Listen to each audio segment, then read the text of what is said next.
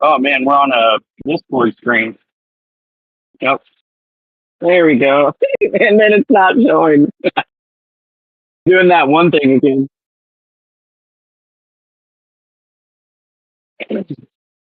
Oh, there's me.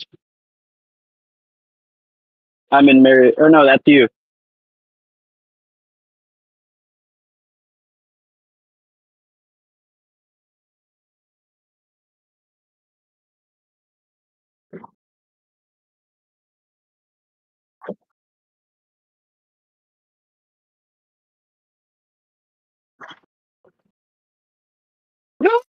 Disney off trade. My customers are gonna think I'm weird whenever I do random stuff. I just did that, and a customer looked at me. From now on, when I deliver a package to a customer's house, I gotta come in flying hot, going.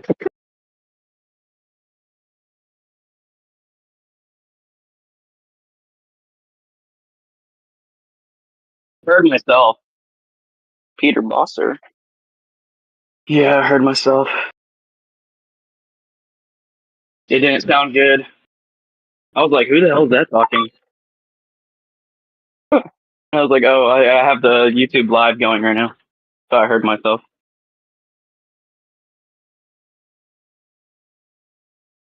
Can everybody hear Mary?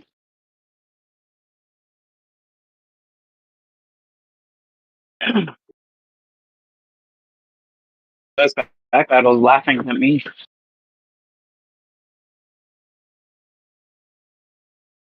No, Mary. No, Mary.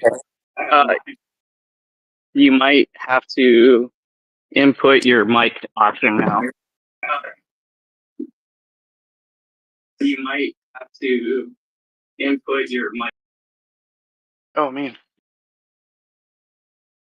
Add a source, audio source, and then include your mic, whatever you use for your mic.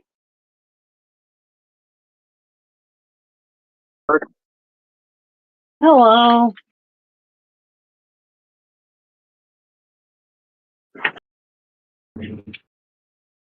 I just should have picked it up from Discord, but I guess it's not doing it. I wouldn't know why it wouldn't do that way, but yeah, just include your microphone on there, and it should be fine. The only thing is that no, yeah, we'll only hear you one time. Okay. Me and Puck. All right. Try that. The question is, do we want to hear Mary? Veggie Bee says, "Oh my god." All right, can you hear me? Oh, everybody, sorry.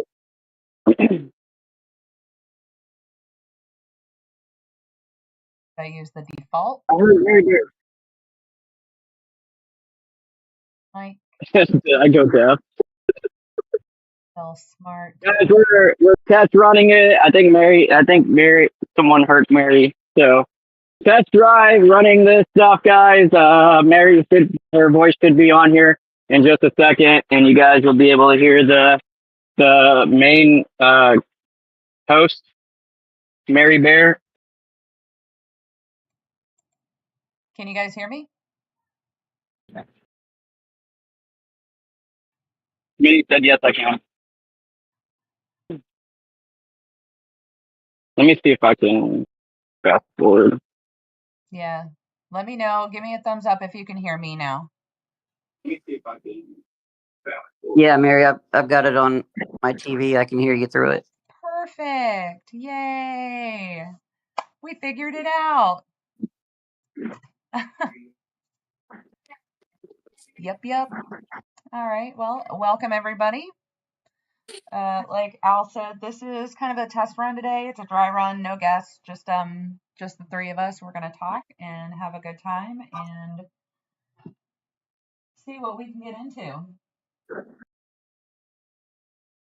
So basically what we're trying to do is we're just here to have a good time, talk about Pokemon, some of the interesting, I guess, topics about Pokemon. we're going to get different opinions. I think all opinions are going to be welcome. No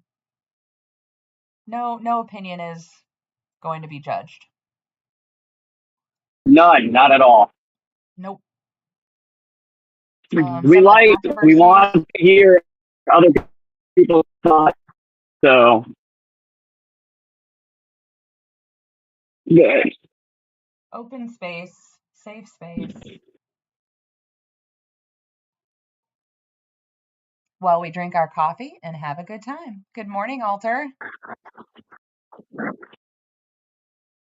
I feel like mainly Mary likes to talk a lot, and this is a space for Mary to just visualize, like openly display her wonderful colors of her personality to everybody in the Pokemon community, while always also giving a spot for us to hang out and enjoy each other's company and stuff like that. Because I know that ever since like Rocket Scott, he went shout out to Rocket Scott, the grandfather of Pokemon in this community.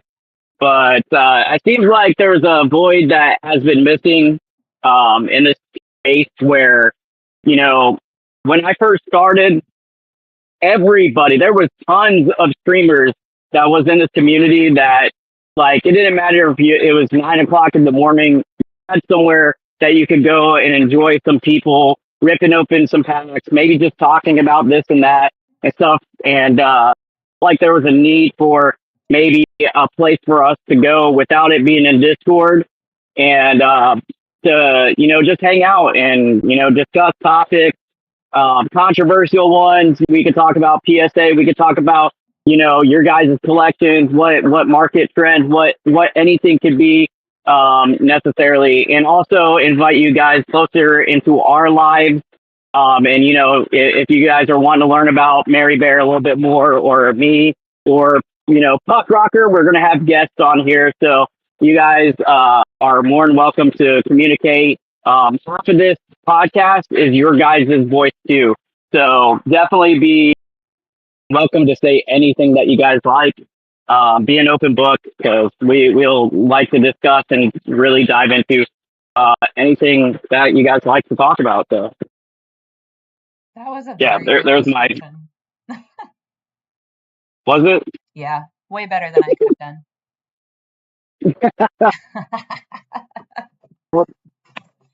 I will say, No, that's we do already have our first guest scheduled. And I think, if we don't have a guest, there's most likely going to be a third person in here with us too, just to kind of even out the conversation a little bit. I think, yeah, different. I think that whenever you have different people's minds in a conversation, there's always different viewpoints and stuff like that you can, discuss and I like to hear different ideas and stuff like that because a lot of us have, a one track mind and we have our strong beliefs and we like to just think that one sided and I like to personally hear more ideas and stuff like that because I know that I'm never always right. yeah, I'm a lot of times there's always more truth to a whole story than my one vision. So agreed.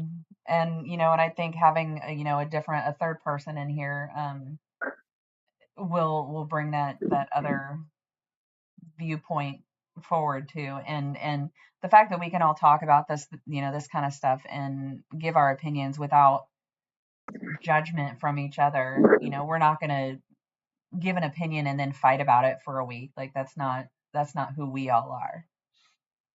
I'll judge you, but I still love everybody, so Oh it's my okay. God. Judge me. Come at me, bro. So I know for a fact Alter is going to be with us at some point too. He's definitely expressed an interest in being part of this, and we're so happy to have him. Puck was kind of a last second, like, hey, you want to join us today? Sure. So So how we doing, Puck? Puck said, hell no. he said, screw you guys, I'm going home. But we do have our first No, guest scheduled. sorry guys, I'm here. Okay, there he is. There it is. But anybody else who is interested in coming on as a guest, please reach out, let us know. Of course, like I said, we're welcoming everybody into this. But I would like to announce who our first guest is going to be next week. Our first guest is going to be our very favorite and loved Smokey Mon. I saw him in here earlier. I don't know if he's probably lurking. He's always lurking. Always there, watching, judging. Look at the baby. Look at the baby. Okay. Wait, what baby? It was a movie reference. Veggie Beast. So I think, Packaday brought up a really great first topic to talk about. He said, don't get him started on PSA. You know what, Neil? Let's get you started on PSA. Yeah, Neil needs to always go with PSA. Is that what you're saying there? Oh, no. Neil does not like PSA, I don't think. Neil is a Are tag you telling me guy. that? Are you saying that he should go with PSA? No. I'm No. also not a PSA person. I do prefer As a tag. as a guy that only does PSA, I bet I could have some strong opinions towards this topic. So maybe you should grab your body armor. I don't think your dual swords for tags gonna do you much justice. So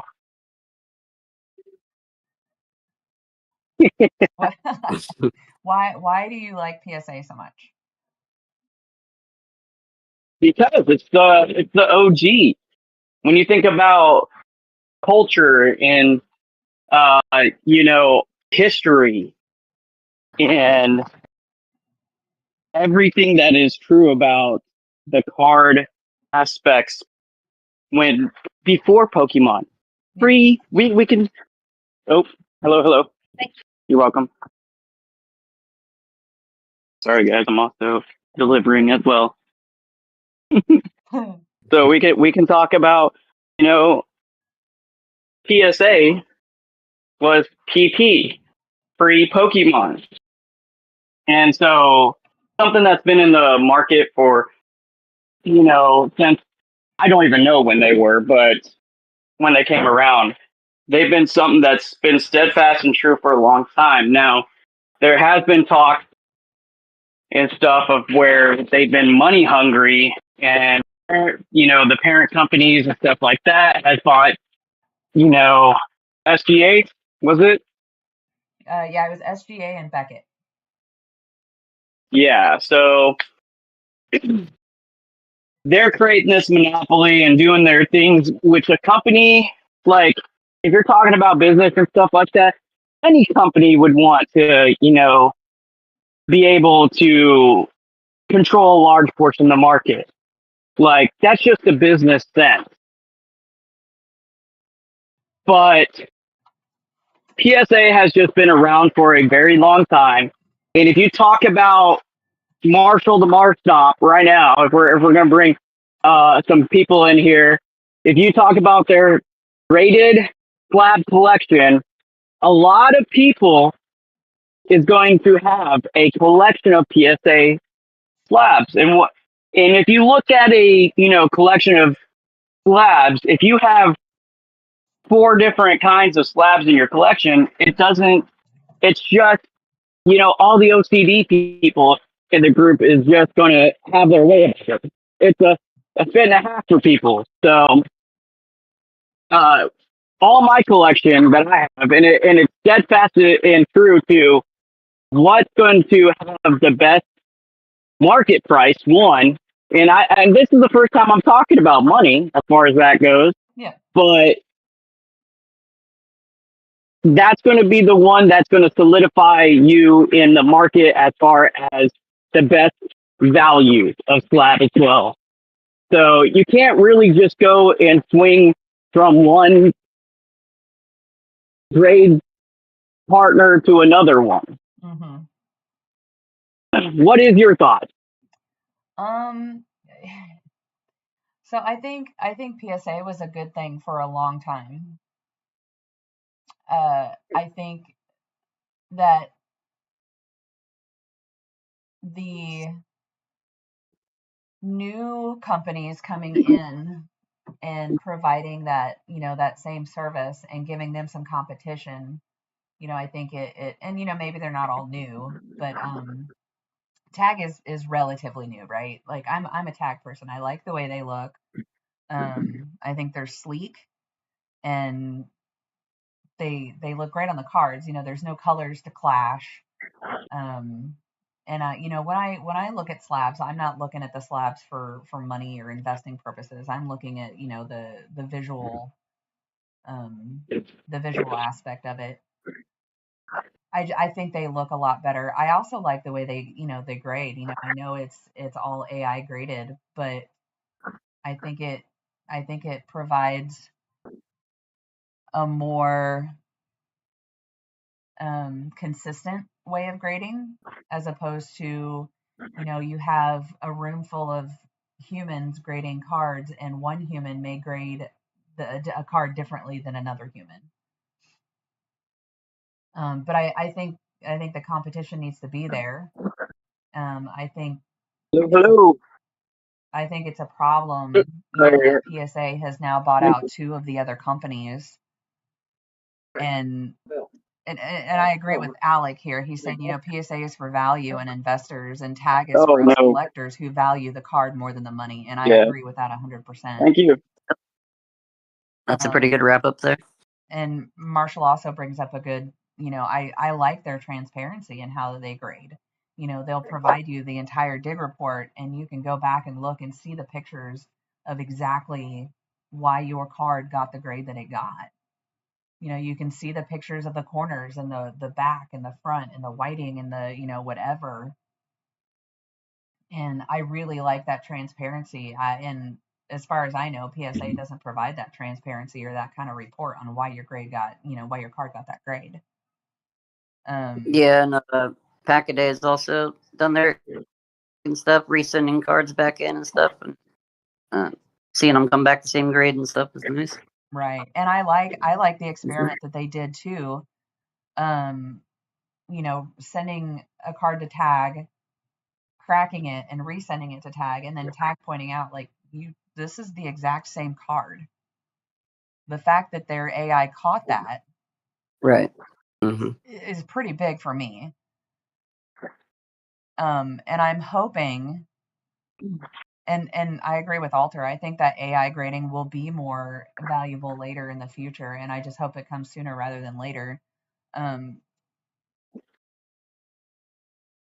Sorry, I'm reading Neil's comment here. I like to throw shade. I like to throw shade, but honestly, at the end of the day, you go with what you want your collection locked up in, and that's true. If you want it for investment, currently PSA, unfortunately, is that market. But PSA's always been the market, so it never right, fluctuated, it never changed. Now, minor league changes, like CGC was in the market and they were becoming a thing with, 5% of the market or whatever you would say. And then, like, I guess the cards were getting cracked open a lot easy and yeah, all this stuff, and no one really cared. Like, it never grew up on the market. Well, they had And I a think that, TGC go ahead. had a couple issues too, where they like authenticated cards that weren't authentic Oh, cards. yeah. And Oh, yeah. That stuff too. yeah, And I just feel like maybe the small percentage of a market can be persuaded, but I mean, you have like I'll shout out my card shop, John De Cards. I grade through them, and they only do PSA. And the thing about that is that they're one of the largest people that grades with PSA, and he sends thousands monthly through PSA. He sends graded cards thousands at a time. So PSA, when you're thinking about it, these people with we have a community of, maybe a couple hundred people. yeah, And we strongly agree that tag is a beautiful slab and all this stuff, but how many reality, how much do we send? We might send all together as a community, we might send 100 cards, maybe Minus 50 postage. cards monthly. That's not even touching what a card shop can do and will do. And they're going to be steadfast in PSA. So I don't know when or how you're going to be able to pull away from that market that is just solidified. Yeah, you can get 25% of the market to bend in a different way because people like diversity. They like changes. They like different, and stuff like that. Yeah. Hey, I got to step away for 1 second. I'll be right back. You're good. You all know what I'm doing. Small bladder alert. We need to make emojis for small bladders. That'd be good. Body break. So, Puck, What's do you up? grade anything? Or do you collect graded cards? I've got a handful of slabs, but not a ton. Not a ton. No, I like. I'll be getting my first tag slabs from Pack a Day. Shout out to Pack a Day. Yay. Let's go.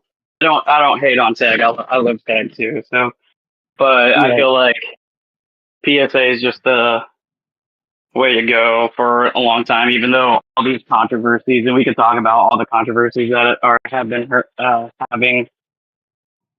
Right. But in the grand scheme of things, let's see. I'm also working as well, so this is that's whenever Puck. Yeah, that's whenever Puck Rocker takes over. So Pack a Day just asked ALB genuine question. Why do you like your personal collection in PSA slabs? Why choose them as preferred? I think it's a lot of well, first of all, I've only did PSA for the longest time because my biggest card shop, which is I like them, is John the Cards, and they only did PSA, so I had a ton of slabs in PSA. So I'm kind of stuck as far as visually stuck in them because I don't like. If anybody has seen my streams and stuff like that, you see my slab wall, and if you start having like different slabs just sprinkled throughout there or whatever, and then it just doesn't look as good, right? Too. And that makes sense. A lot of people go for the visual aspect of it. That's why, one reason I like tag is because I like the visual aspect of the clear slab, the white writing. There's no colors that clash with the actual color of the card, which for me, because of just my lets the card shine. I can't. I have a hard time enjoying looking at a PSA slab with the red when the card is like a pretty pink and blue. You know what I mean? Like that's the visual part of it for me. Yeah, that's kind of why I like who's that HGA or who's that over like in Europe that does the customized top of the slabs? I don't know. I know there's Ace in Europe, but I don't know what the other one is. Is that Ace? Yeah, Ace is the one that does ended art on the label. I really like that, but they're in Europe, and if you as far as the collector is concerned, I think those are particularly one of the best looking slabs because it just creates that artwork to go above, on the top of the card. Yeah. Which I really like that. But tag is just so sleek and clean too, and it lets the card shine. Yeah. Yeah. It's just like I said, I really like the visual aspect of the tag slabs. And really quick, Marshall, I think the plan right now is probably yes Wednesdays. Probably weekly. We'll kind of play it by ear for a little while until we can get a little bit more established. Hackaday said take money, investment, and market out of the equation.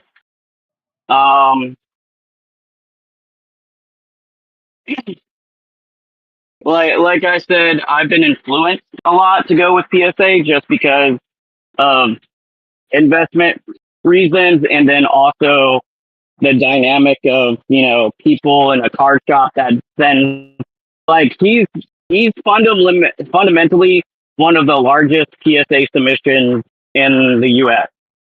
and that comes about. He's actually working with PSA on a new product, which I'm not going to disclose right now because it's under their deal. If you go to PSA, you go on to collab something or another. You can click around on PSA's website and you can actually see my card shop's tag, John Dunn cards and collectibles. They're actually listed under PSA. So I'm heavily influenced by that, just by culture, and already my cards are in PSA, like I said. So visually, that's where I like to go, and inevitably, it's a trading card game. Pokemon is a trading card game. Yes, you'll have your grails, which you'll keep.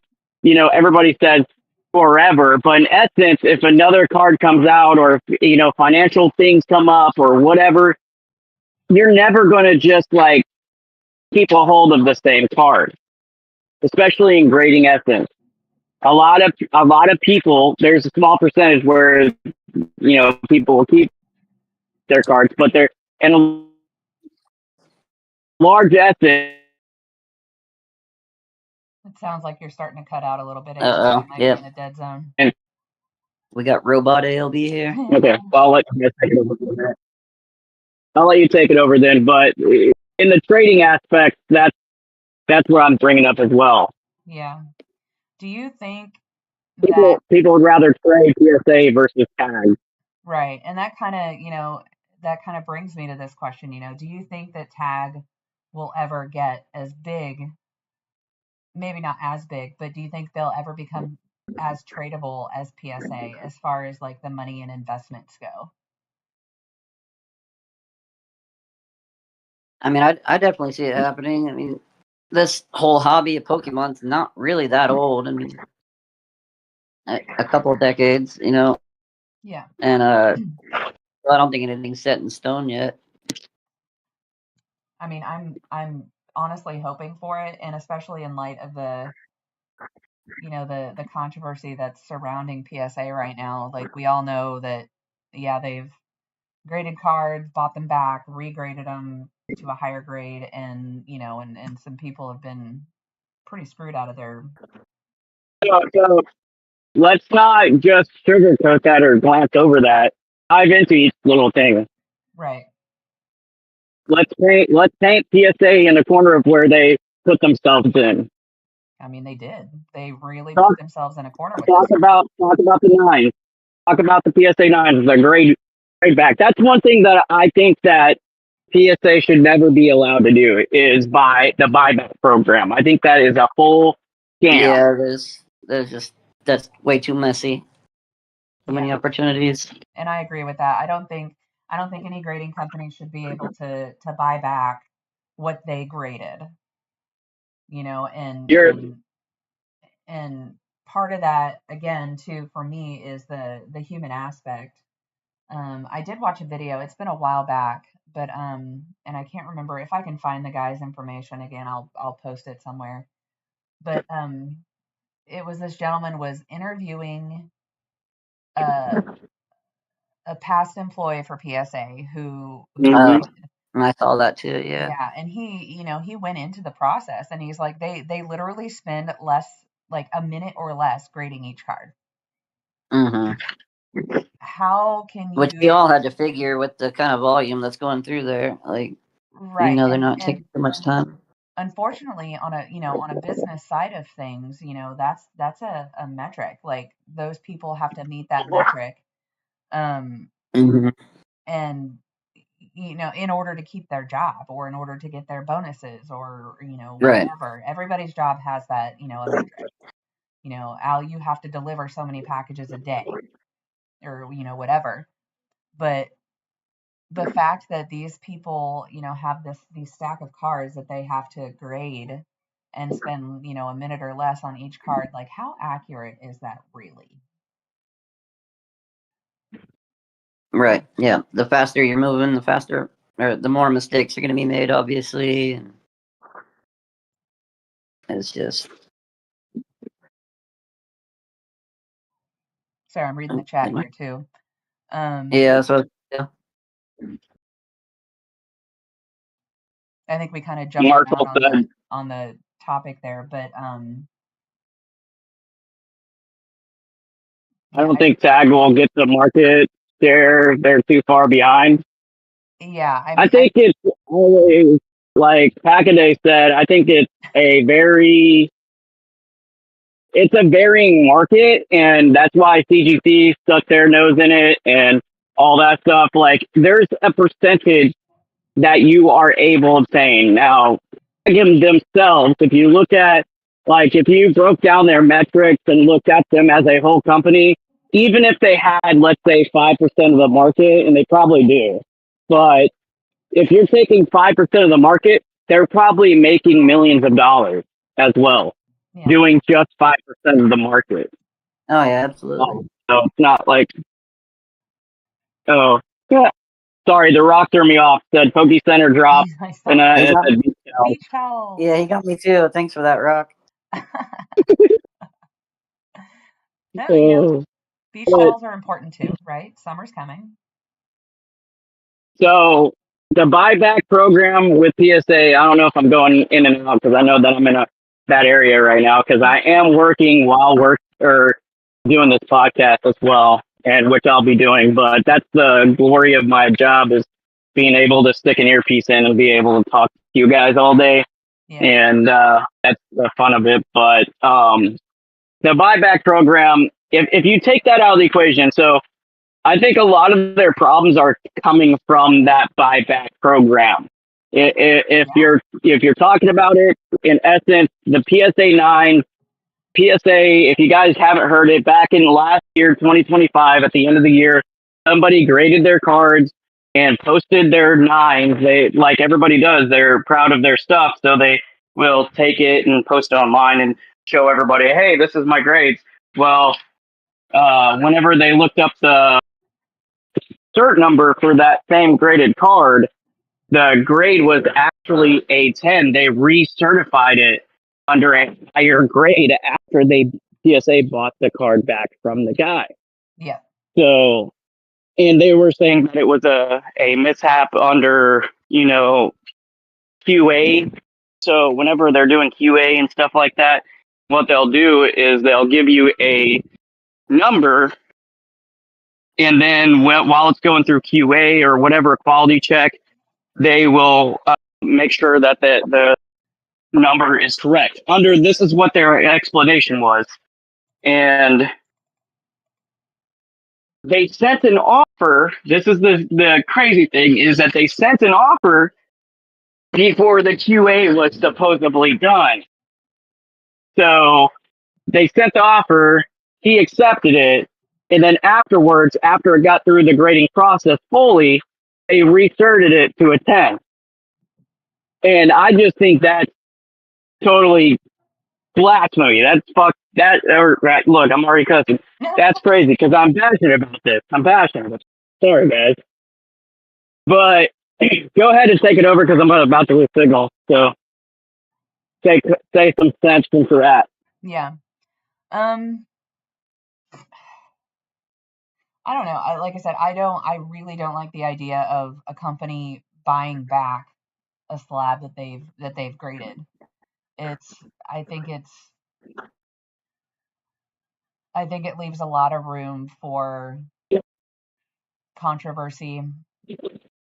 Yeah, it's just way too easy for them to beat and do exactly what they got caught doing. Exactly. I mean, and it definitely goes down that slippery slope, like, oh, hey, they, maybe it was a great thing for a while and they were being honest about it, but when you hit that slope and they see, oh, you know what if we grade this as a 9, buy it back, pay them that 9 price, and then it's actually a 10, and now we can sell it and get more money.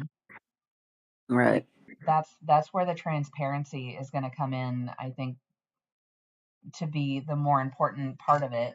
And if you're not transparent and you're not providing that actual report as to why that card got that grade, then that just leaves the door open for, for an attack of some sort. Definitely. And it just. Yeah, so the buyback program, if you take that out of the whole equation, though, I mean, all it is literally them saying it's a grade, and then like I think it was in what's this group? He's in here right now. Dadgummit. Someone said PSA means please send again. Yeah, I like that. Please send again. So if you take out like the buyback program, you don't ever have to accept their money. You can always take that 9 and go, okay, this is definitely a 10. Let's resubmit it, which it sucks whenever that shit happens. And I feel like that whole buyback program is just is a whole ass scam. I can't see where it wouldn't be a scam for a grading company, and I don't understand why they're allowed to do that either. Yeah. To be able to buy back stuff and whatnot. It also kind of makes me wonder, like, is the buyback program part of the GameStop, like what are those things called, like the mystery boxes that you buy that's got the slabs in them, Power like, packs. yeah, like, are they using those programs sort of, together and making money in sort of shady ways there too? I'm sure there's, companies do their little shady stuff to get more money See, somehow or another. I mean, there's always corruption in every politics of all businesses, but yeah, and Marshall just asked, GameStop and PSA partnership has been doing well. Thoughts? Thinking on it, it does make me wonder if that's some shady stuff going on there too. Yeah, they seem like a perfect pair for each other. Yeah. Yeah, for sure. well, while they're grabbing PSA is doing the buyback program, which is funding a lot of this stuff for GameStop. I mean, did I have a question? Did GameStop, whenever they started submitting stuff to PSA, wasn't GameStop doing it first? Whenever you would send grade cards in and then you get it back, they would want to buy it. They Yeah. just opened the door to get like buyback. I wonder if that was PSA somewhat sticking their neck in and saying, "Hey, do this for us so that we can test run it before they actually did it and see how well it did." Yeah, I mean, you might be right. I don't know who did it first. I think GameStop did. I know Smokymon's got a video that's pretty old. It popped up on my recommendations a while back of him doing exactly that, taking cards, getting them graded at GameStop, and then selling them to GameStop. Yeah. That would be an interesting thing to look into, like who did it first. Because, we know GameStop's like, we're all, I think, to a point where we're kind of getting over GameStop. Like, power to the scalpers. Like, I think we've all said it once, right? But you might be right. GameStop might have been the first person to do that. And I mean, I've only sent one submission to PSA, and I sent it through GameStop. And I don't think I've ever been so nervous about sending my cards anywhere as I was. All right. I mean, it's a new thing. You have the right to be a little unsettled. Yeah. Going into something that's new. Thanks for joining us. That's just putting a whole extra pair of hands that have to handle your card and pass it on to the next guy. Right. Yeah. It's like that middleman, and of course they actually push you like, hey, do you want to sell us your slab when you get it back? Right. Power to the players. Yeah. Yeah, the percentages were pretty. Smokymon video. That's what Alter's saying there. GameStop not offering much to the seller. I don't remember exactly what it was, but yeah, it was a really low percentage. Yeah, I don't know. Like I said, PSA is not definitely not at the top of my list for several reasons, but it's definitely something to look And into. And I would definitely say do your research before if you're going to grade cards. Like everyone knows me, I'm a raw collector. I like tag, I like the way they look, but at the end of the day, I would rather have a raw card than a tag, than a slab card. Right. Yeah. you're a straight binder person. I'm not a binder person. Yeah. All my cards are just sitting out everywhere. Oh my god. Huh. I use my cards as coasters. Ew, no, you don't. Heck What are you talking about? Use my cards as coasters. yeah. I mean, is there anybody else in chat that's a raw collector would prefer raw over slabbed? I like keeping my cards secure, safe, and the Yeah. aspect of being able to I like sealed stuff. And if I'm able to have something, grade it, and then turn it and flip it into more money value to get more sealed stuff, I'll do that. Yeah. And I do that often too. I like my sealed. Dadgummit. Yeah, absolutely. I mean, and that's, there's a whole other topic there too, is what kind of collector are you? I am a raw collector. I'm a completionist. I like my binders. I like the way exactly, Marshall. I like the way my binders look when they're all laid out and the cards are in there and you can go through and look at every one of Yeah, them. but they're crazy. And I do have some of my more expensive cards. Obviously, I have them in top loaders and put away.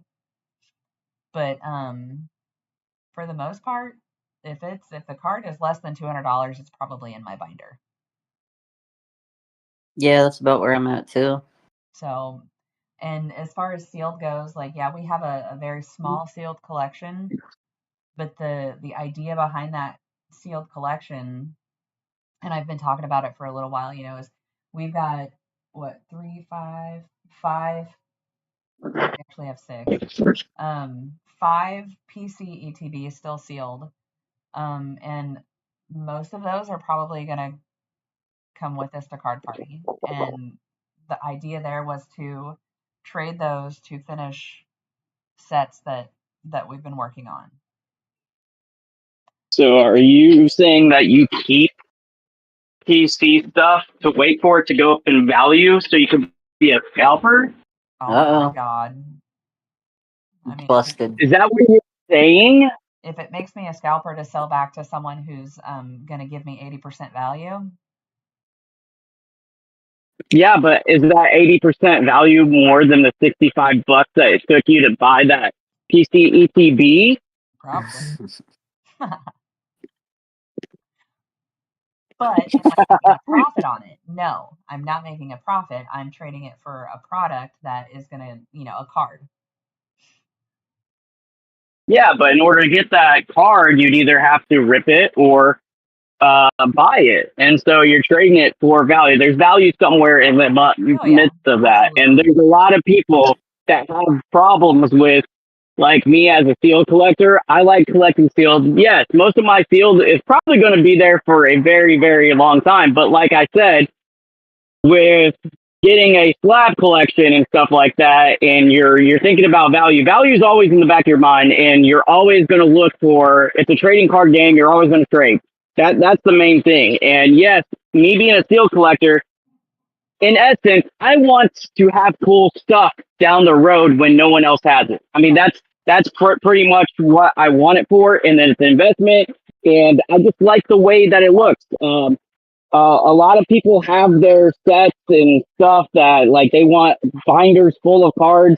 Well, my idea of, just collecting binders and stuff like that is when you walk into a room, and I've said this many times before, when you walk into a room and you look at 10 binders stacked on each other or 30 binders of master sets and stuff like that, and you look at that, you're going to be like, oh, that's pretty cool. Like you have master sets and stuff like that. But if you walk in a room and with that same amount of money that it takes you to, let's say, collect that master set and everything, and you have a sealed collection of like 200, 300 different items from all different generations of Pokemon history essentially, and you're seeing something that you never saw before because you never were in that market, and that 2-pack blister or that collection box you never seen, you're gonna go walk into that room and see that 300 pieces of collection, and you're gonna go, "Oh my god!" That's your first thing is wow. Whenever you have 30 binders of all the XY newer, people are gonna be like, "Oh, that's pretty cool. Yeah. That's awesome." You know. Yeah. So that's in essence my theory behind of my field collection. Yeah, and I think Yeah, it depends on the type of collector too. Like if I walk into a room and I see your sealed collection, I'm the person that's like, oh, yeah, that's kind of cool. But if I walk into a room and see, 30 master sets, I'm gonna be like, oh my god, I want to look at them all. So See, it's again, it's just and different people. and exactly, that's different people, different collectors, and that's okay. I mean, obviously, it's valid. It's okay to be a different kind of collector. And right. And it's absolutely important to have people that are collecting sealed. Otherwise, that stuff would be all gone and couldn't get it in the future. People who got into the hobby later and stuff would never have a chance at it. And I do actually have I do have one ETB. It's sealed, and I'll never get rid of it. It's an Evolving Skies ETB, and I didn't buy it with the intention of getting rid of it or trading it. I bought it with the intention of keeping it sealed. That's something that I will keep on my shelf. And when I bought these other PC ETBs, it wasn't my intention originally to trade them or whatever. I thought I wanted to try to, have a sealed collection. And then the more I thought about it, I'm like, would I rather have a sealed prismatic ETB or would I rather have a complete Crown Zenith Master set? I want a complete Crown Zenith Master set. Yeah, but if you think about it, if you want to rip stuff to collect stuff, how many ETVs are going to be able to rip in order to get to that master set? So I do collect cards as well, but I just know in theory, if I rip open X amount of packs, I'm never gonna, there's a possibility, that I'll never hit it. So I like for specific, if there's a bunch of cards in the set that I would want, I'll rip it more times than none. Yeah. But if it's something that I want one or two cards, I'll just keep it sealed and just buy the card at that point Yeah. and keep it sealed. And I like Marshall's siding with you 100%. Oh yeah. He said I'm crazy. I mean, and of course, I like Crown Zenith more than I like Prismatic. And Oh yeah, me too. Oh yeah, not even close. Prismatic is one of those sets, you could rip and rip and rip and rip. I mean, we've ripped so much, like, it makes me sick to think how much money we have spent ripping Prismatic Evolutions. And if you've ripped so much, and eventually you're just going to get to a point where, like, I'm just going to save my money instead of buying sealed and ripping it. I'm just going to buy the singles. So instead of ripping this PC ETB, I'm going to take it with me and I'm going to trade it and get way less than what it's valued at and go buy the gold Giratina from Crown Zenith. Mm-hmm. Poor Alter. But I don't know as if I'll ever master Prismatic or even if I want to try because it is so I expensive think and it's kind of, the pull rates on Prismatic are just stupid. Yeah, it's not a set I love enough to put the work that it takes to finish. Like, Right. So, if I have that Prismatic PC ETB at this point for me and, for our family, we're like in agreement that, yeah, we would rather trade it and go get that gold Giratina for Crown Zenith and maybe that Mewtwo and, you know, buy the rest of the cards. And I hate, I, I don't like putting value on things. Like that's the thing I don't like about collecting is, I look at a card and I love the card. It's beautiful. And I may think, a freaking Stunfisk Flart is prettier than and don't kill me for this, Alter. It's not actually my opinion, but what if I think that Stunfisk Flart is prettier than, a Leafeon SIR? And there's plenty of my favorite cards that are just cheap commons and stuff over the years. But I mean, I think value on cards is relative to the person. It's not the card itself. Yeah, it's just a necessary evil. I mean, I don't really sell cards at all, but I do look at value. But it's more like, oh, hey, that's $100 I don't have to spend to buy this card now. Right. And I agree with you, Marshall, 100%. I think the rush of pulling a chase card is way more valuable to me personally than it is, than buying the single. But there is a point, there's a line that you're like, okay, I have to stop ripping and go for the cheaper option financially. It makes more sense. I feel like my sanity sometimes gets the best of me if I keep on trying to pull it, and never happens. I would just rather save my sanity than make myself go through so much distress. And for me, like Perfect Order was one of those sets that like I am to a point where I'm like, screw this set, I am done ripping it, and I still freaking buy it. But we've opened 2 ETBs, 2 booster boxes, endless single packs, and have yet to pull an SIR. Yeah, and it's that's the thing. There's a cutoff point where you hit, and it's like, well, do I want to keep sinking money into packs of this set, or do I want to get some other stuff I want and just buy the singles? Yeah, and that's where I'm at with Perfect Order at this point. Like, I actually enjoy Perfect Order. I like the artwork. I like the artwork for Chaos Rising. I can't wait to see what Pitch Black looks like. Mm-hmm. But these are all cheaper sets that that maybe it's. I think that comes along with being a collector in general. Is a lot of people that come into the market, they see all these flashy lights and they get distracted on value and alt art, and that's all they see at first. But once you get into the hobby and this is your, you found a home, a vice in your life, and that's something, a staple in your life now, you'll start broadening your aspects, the arts of the cards, and those normal regular cards, the uncommons and regular common cards. The art actually starts appeasing to you more and more, and that's what I've said time. And that's what's changed in me as far as from when I started collecting, and I was just grabbing anything that kind of was eye candy.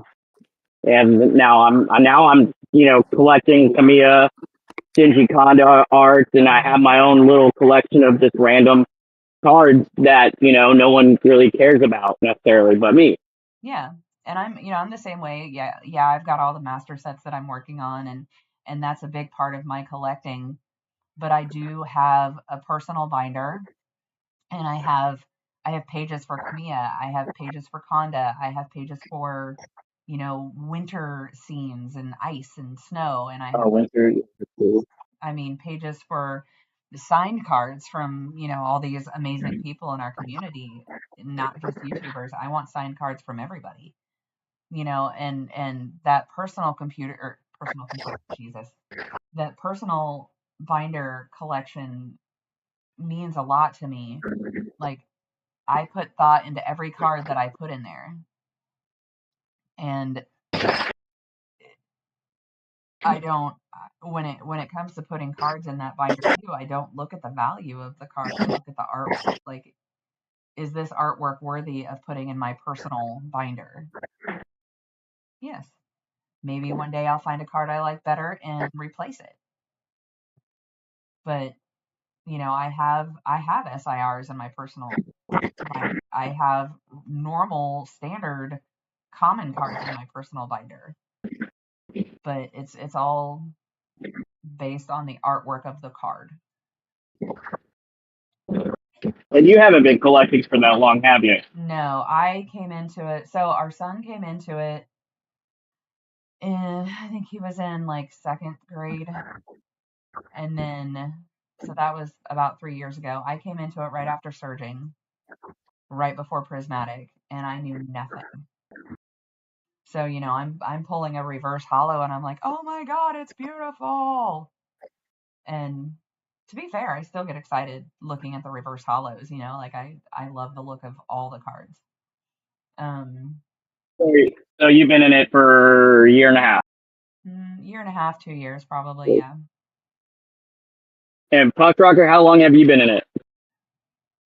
So I've been back into it for right about a year. Journey Together is when I came back.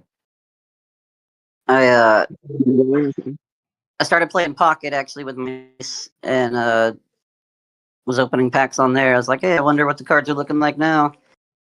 And got back to I was into it as a kid and stuff too. I opened base set and up through like Team Rocket, and then took a few years off and came back in like XY era. And so I've been like back and forth. XY era. I wish I was in it in X and Y era. That would have been awesome. I do too. Yeah, I love the look yeah, of that the was XY era cards. like, yeah. And I think that's part of the reason why I went in so hard on like evolutions right now is like my grail, because we finished it, we mastered it, and we didn't open a single pack of evolutions. You guys did that so damn quick too. I mean, it was a lot easier than I expected it to be. Generations is definitely proving to be a little bit more difficult, but and I'm putting a lot more work into generations. I'm looking at, I've got some moderately played, some heavily played cards in my set, but it doesn't even matter. It's the art on the front. Yeah. And when it's complete, that will also be like my grail. But I'm really enjoying the whole XY era. I'm kind of working on Steam Siege at the same time. But I'm enjoying the artwork of the XY era for sure. What's your favorite era? Fuck. My all-time favorite set is Team Rocket Returns, but an era as a whole, I don't know, probably. I don't know, it's hard to beat Neo. Yeah. What about you? you? The Neo Genesis, Neo Rev, all that's it's just those cards are so classic. Yeah. And I think I'm actually more of a Gen 2 guy than Gen 1. A lot of my favorite Pokemon are in Gen 2. Al, what's your favorite era? Blue Eyes White Dragon. There you go. That's a great Pokemon gen. No. I like. I just like sets. I don't necessarily like eras. I mean, if I was gonna go back because of nostalgia terms, and I really missed out, I would say the EX era, because I put, even though I was, influenced by kids, because, collecting cards when we were kids you were like shamed for it, and you were like, oh, you're still a baby, and I ended up turning away from, Pokemon because of that situation and all that stuff.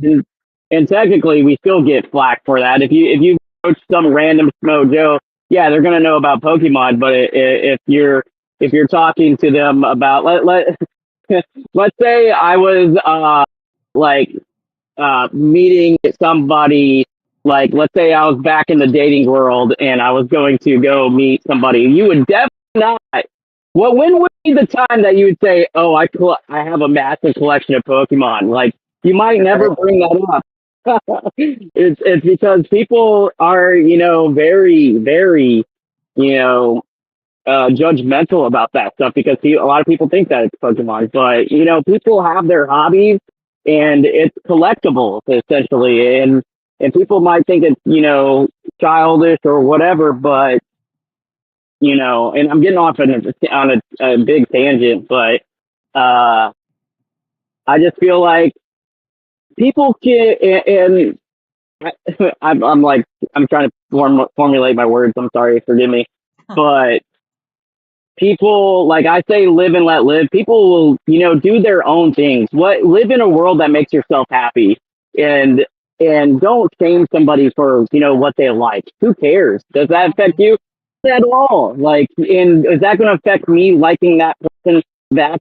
Nonetheless, no, not at all. And I feel like that's a speculation of people where, society gets that all wrong today, is where people just so judgmental on everybody's opinion that if it's not your opinion that's right, then you're blasphemy and stuff like that. But I just feel, I feel team six. I feel like, and like I said, I was on a tangent. The EX era, if I wasn't so stupid to turn my back on because I felt judged, I feel like I missed out on that era. And I feel like that era in particular had a really nice artistic appeal that a lot of eras just don't have. It has the sinister looks, it has the, unique looks. They were, doing everything in Pokemon's, ability to branch out as much as they could to, keep Pokemon alive back in the day. And I just feel like the art back then was more expressive than it is now, necessarily. Yeah. Sorry, I went on a big tangent. I'm sorry. That was a lot. No, I mean, I think we're all at some point going to go on a big tangent. Yep, that's what this is all about. Yep, exactly. And, I like that you brought it up too, like having a different opinion from the people around you shouldn't matter. You can't, I mean, you can, but you shouldn't judge people for their opinions. Everybody has a right to their own opinion, and if you don't agree with it, then keep it out of conversation unless you can keep that conversation civil, and respect each other's opinions. And I think that's important. The important part of being in a community like this, I think for the most part, we all respect each other's opinions, even if we don't agree with them. Right, And yeah. Definitely compared to other hobbies I've had in the past and stuff. Most people are pretty agreeable in this space and everything. There's the occasional person that's out of line, but it's been pretty welcoming and stuff since I got back into it. I mean, when I collected before, I wasn't getting on YouTube and hanging out in live streams and stuff like that. But What did you collect? What was it? What did you collect it for? oh, I didn't really collect anything else before. I'm just talking like other hobbies I've had and stuff in the past. Okay. Like, and it doesn't seem like people are as, I don't know. It just seems like everybody mostly gets along here. yeah, It's nice. I mean, and that's, something that, because everybody knows what my other hobby is. I ghost hunt, and I get more grief. What? What? I get more grief You wait. about the ghost hunting What hobby than I do about are you talking about? Pokemon, because there's so many people. There's so many different opinions about ghost hunting. There are the opinions that okay, ghosts aren't real, they don't exist, blah blah blah blah. And then there's the opinion of, well, if it's a ghost, it's evil. And then then there's your people who are like, yeah, they exist, whatever. But like I said, I get more grief for that hobby than I do for this hobby. Mm. But the ghost hunting Now, community is what do another you do? community where, say what? What do you do with ghost hunting? What do I do with ghost hunting? I ghost hunt. Yeah, like, Hunts ghosts. was that included? I mean, well, okay, you're trying to get me to explain this to everybody else. Yes. That's why I'm saying that. I mean, Not everybody that's listening in and that tunes in will know exactly what Mary does. Yeah, I mean, I think Sure. everyone that's here probably already does, but basically, there's a difference between ghost hunting and paranormal investigation, right? When you're ghost hunting, you're going with the intention of having an experience. When you're investigating, you're going with the intention of a scientific based investigation and experimentation in order to prove the existence of the paranormal for one reason or another. So that's the difference. Okay, I do both, but because I don't have the means or the ability or the time to help others in a situation that they may need help with, I can't necessarily call it paranormal investigation. I go with the intention of having an experience or um, feeding my own curiosity. So I would love to be able to help others.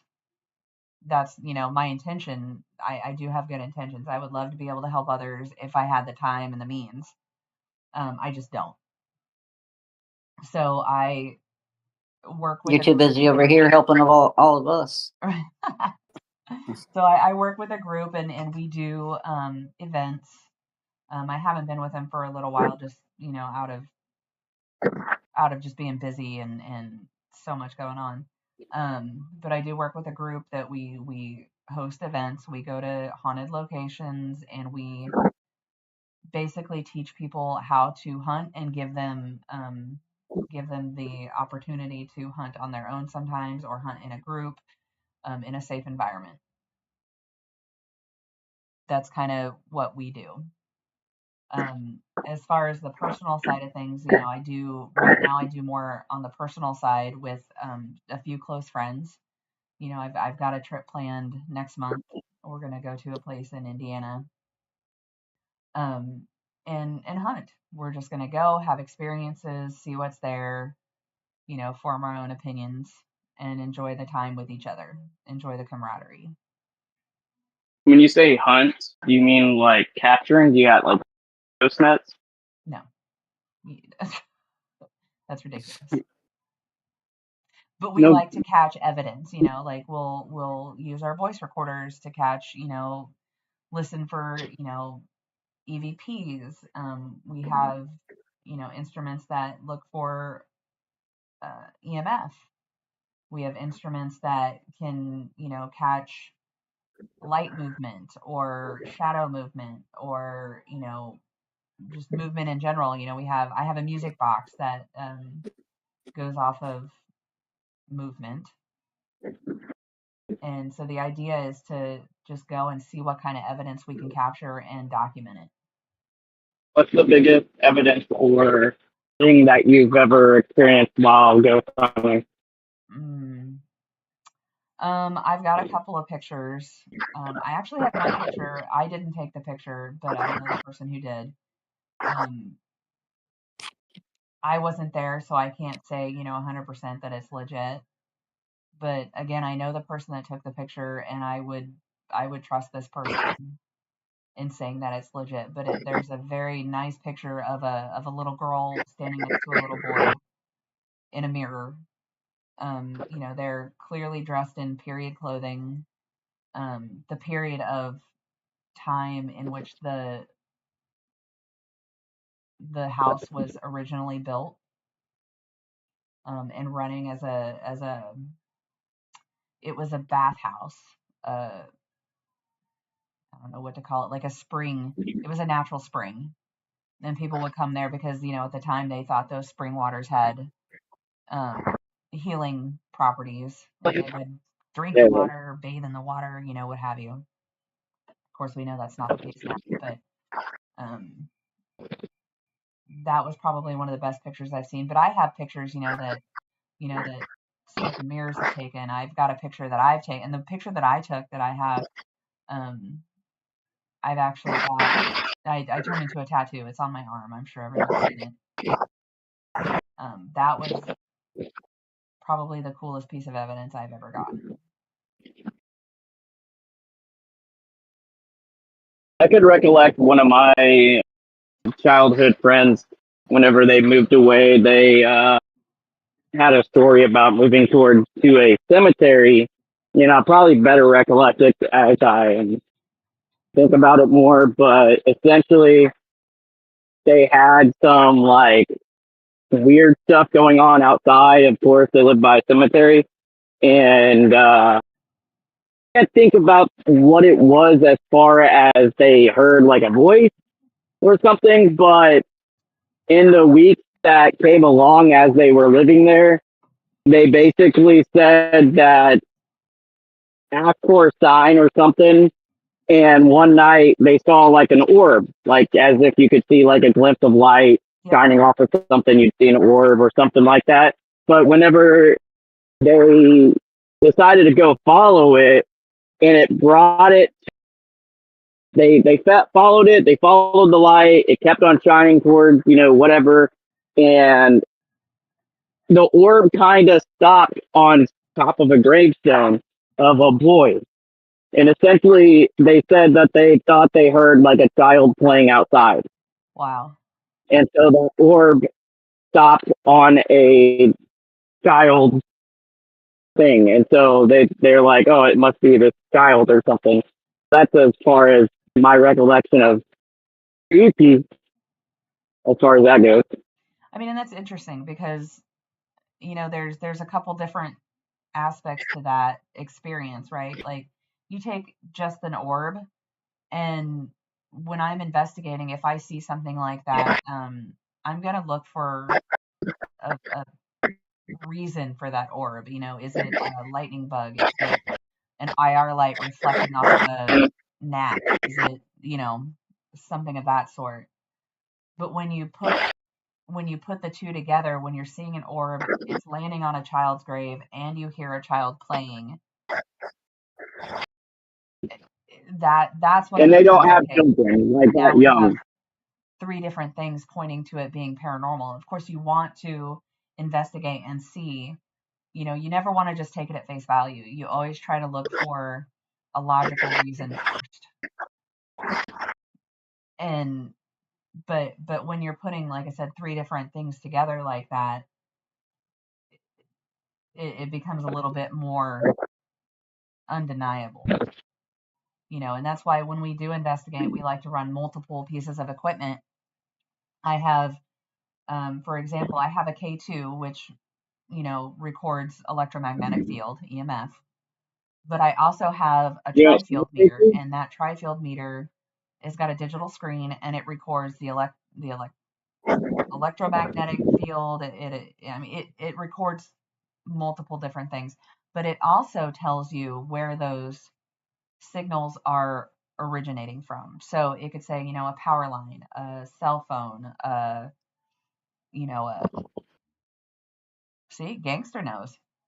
It could be coming from different sources, and that's where those two pieces of equipment next to each other is important to validate any evidence that you find. So that's a really big piece of the investigative part.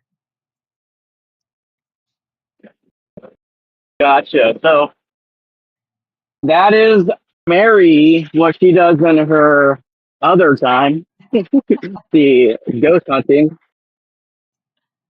That's it's quite interesting, and it's that could be a whole like little topic in itself. I'm not very keen on ghost hunting. I've never been. I've watched all the when we were growing up and saw what is it, not Lifetime, History Channel, where they'd go to ghost hunt in the prisons and stuff like that. But yeah, I never go for Geico camp. Like, and plus, I don't want to get killed. I don't want to go.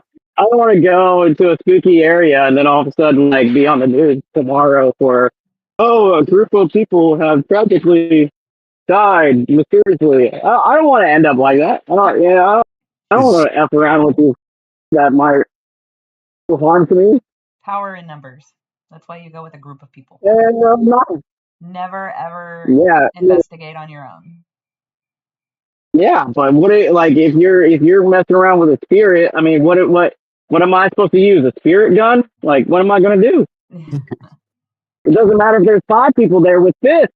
I mean, a spirit like chokes you out somehow, and you can't even put your hands around it. What are you supposed to do? Yeah, I mean, uh, I can tell you, I've been investigating for 10 Well, plus not. years, and I've never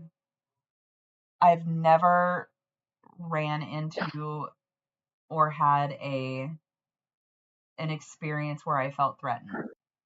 I felt uncomfortable. There's only one place that I can truly say that I felt uncomfortable, but I've never felt threatened. I've never felt like I was under attack. I've never I think, when you're kind of pointing towards, like that whole like evilness and possession and look, I think that a large case of those kind of things are people If you believe in overreacting. spirit, also got to believe that there's evil. There's no such thing as peace, like 100% good ghost. I'm sorry, not everyone's ever. Right. When you're looking into the big thing, big, there's every yin to yang, there's every flip of a coin, there's always the two sides. So you can't always just think that there's always good ghosts and Exactly. spirits. And you can't and likewise you can't always think that they're evil or bad too, they're the way I look at it is, if you're dealing with your normal everyday spirit, that spirit was at one point a person. That person could have been a good person, that person could have been a bad person. You don't know. Whatever. All I'm saying is that I have never ran into a spot where I'm like, oh my god, I'm in a house full of demons. I've never felt uncomfortable like that. Unless that thing is coming up and shaking my hand and tell me its name, I'm not gonna think that it's nice. I'm sorry. Yeah. I mean, and that's okay. That's, it's definitely not I think that's where most people are at with it too. They see something that freaks them out, so it's automatically that thing's evil. yeah. I Yeah. don't like to soil my pants, okay? I already got heavily anxiety. I don't want to be one let like unnoticed like bump on my shoulder and no one the hell is around me, and then all of a sudden I start having a heart attack. Hell no. Yeah. Fair enough. I You mean, yeah. know, And my again, ticker can't keep on ticking if I get too excited. and again, like I said, it's definitely not a hobby for everybody. I have a whole separate set of belief systems than a lot of people, and that's okay. That's probably not something I'm going to get into, but I look at things a little bit differently than most people do, I think. So it's And welcome in too. Sevens. We need hey. sevens. Mary's talking about all these sixes. Damn it. See, and Thomas, that's actually interesting too. I think a lot of people form their opinions because of Hollywood. Hollywood takes Oh a yeah, story and they definitely. blow it way out of proportion. When you go and watch the Conjuring movies, no, that is so Oh, that was Hollywoodized. the And Conjuring was the movie I was talking about the other day. By the way, oh, I don't I remember was which saying one. something about. I can't remember exactly what we were talking about, but the Conjuring. You guys were talking about because I was saying like something about tree outside. They're Yeah. hung. Scary movie. I was like, and you guys were telling me about all these movies, but it was the Conjuring. Okay, Okay. Yeah. yeah, Yeah, I But, remember that now. yeah. yeah. But again, like I said, if you go back and like look at the actual story, um, the actual story is way less interesting than, I mean, the story for me is extremely interesting, and it is Hmm. it is on my bucket list to go to that house, and you can, or at least you used to be able to. Um, but the story is way less interesting than the Hollywood movie version. Yeah, my mom was real into the Warrens and always reading about them and stuff and reading their books. Yeah. And So I know a little bit about it from her talking about it, but I mean, and popular opinion or not, like the couple that investigated that they made the movies about, there's varying opinions We're talking about The on, Conjuring. yeah, there's varying oh, that opinions sounds on that couple. I think, again, I don't think that's a topic I really want to get into. I don't necessarily agree with how they did things, but I that just sounds saw pretty. the movie, Did you and it see scared the Gangsta? shit out of me. That sounds pretty terrifying, there, Gangsta. Yeah, A I was church just reading in that. there. Yeah. I think a lot of things. It said like I remember reading once where they said go watch a horror movie without the sound. It's not that very scary. Yeah.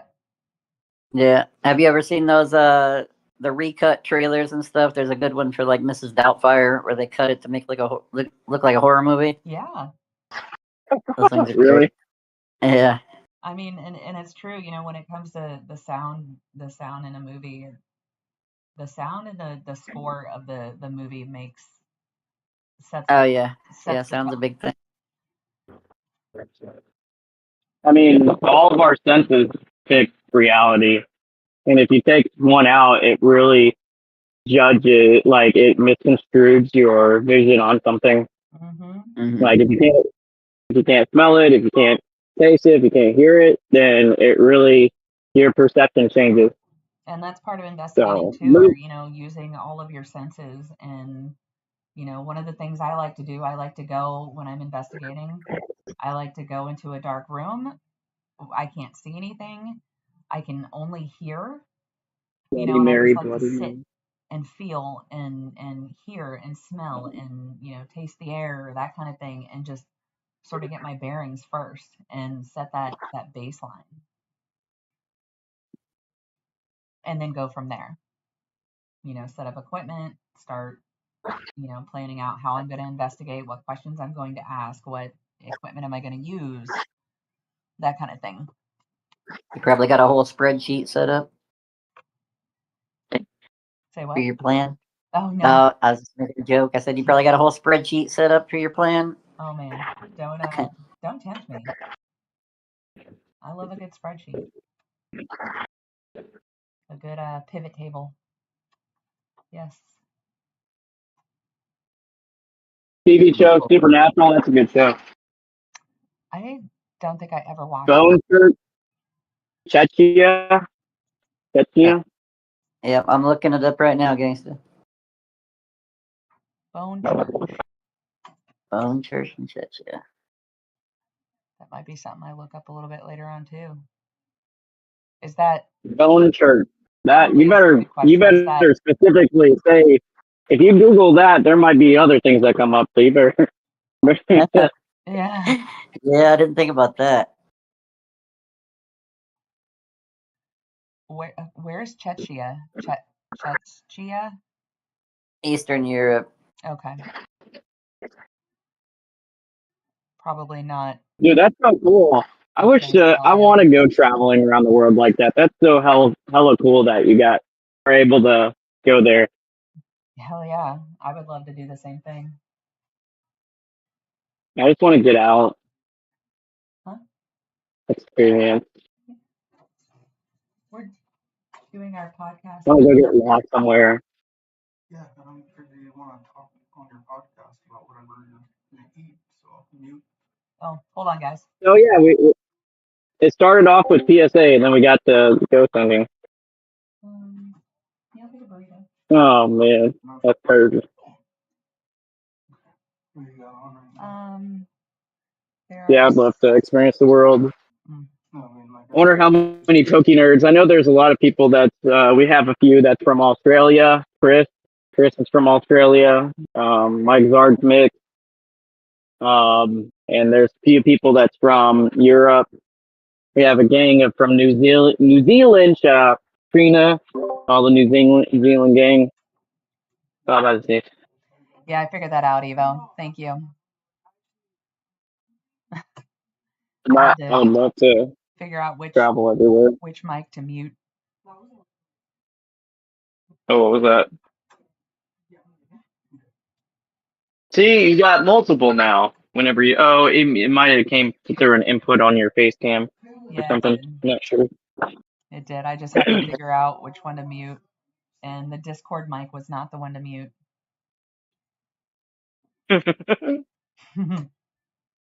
It's okay. We were just talking about lunch.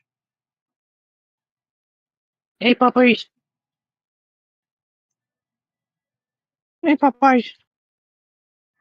I've never had I got Popeyes. lots of dogs in the room. Uh-oh. Why is Chris mad? Why you mad, bro? What'd you do, ALB? He doesn't like when ALB brings up his secret about being in Australia. Oh, yeah. Oh, yeah, right on the noggin. Mute ALB. Yeah, I was talking about, since we're talking about traveling and all that stuff, I was like, yeah, we have so many people that's from all over the world. And we got our Australian gang, which is Chris and Mike Zard's Mix and other people. And we got New Zealand in the house, Europe. Yeah. And I'd love to travel and all over. I wish Chris would open his doors to Australia so I could, come over there and visit sometime, I just wanted to go to Australia. I'm just waiting for Chris to invite me. If you could pick Yeah, one country to visit, where would it be? What was that? If you could pick one country to visit, where would it be?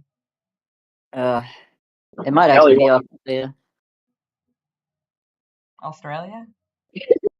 It's all good, Marion Puck, but he doesn't say anything about ALB. All right, Chris, I see you. Next time you get invited to my Sunday live stream.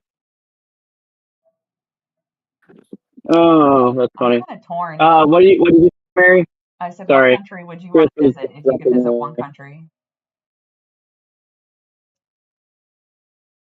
I would go.